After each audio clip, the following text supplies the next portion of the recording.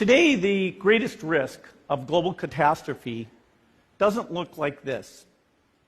Instead, it looks like this.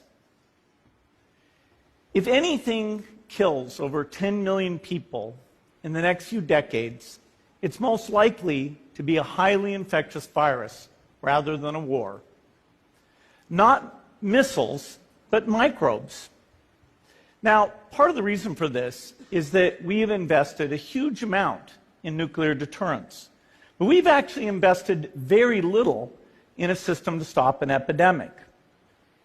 We're not ready for the next epidemic. You can have a virus where people feel well enough while they're infectious that they get on a plane or they go to a market. The source of the virus could be a natural epidemic like Ebola, or it could be bioterrorism. And so there are things that would literally make things 1,000 times worse. In fact, let's look at a model of a virus spread through the air like the Spanish flu back in 1918. So here's what would happen. It would spread throughout the world very, very quickly. And you can see there's over 30 million people die from that epidemic. So this is a serious problem. We should be concerned.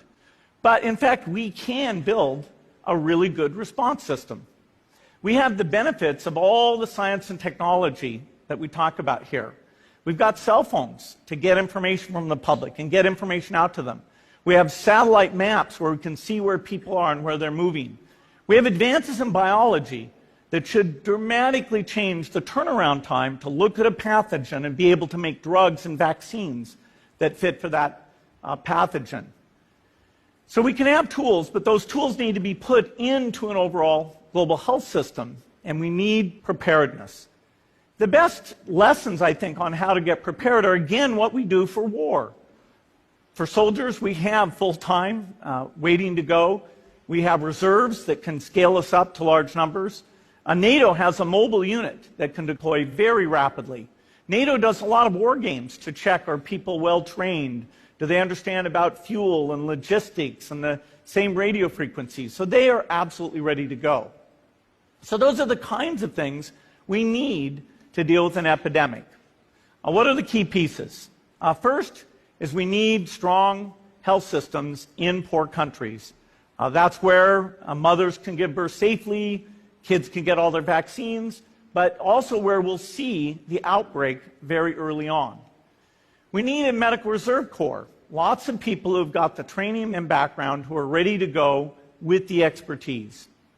And then we need to pair those medical people with the military, taking advantage of the military's ability to move fast, do logistics, and secure areas. We need to do simulations, germ games, not war games, so that we see where the holes are. The last time a germ game was done in the United States was back in 2001, and it didn't go so well. So far, the score is germs 1, people 0. Finally, we need lots of advanced R&D in areas of vaccines and diagnostics.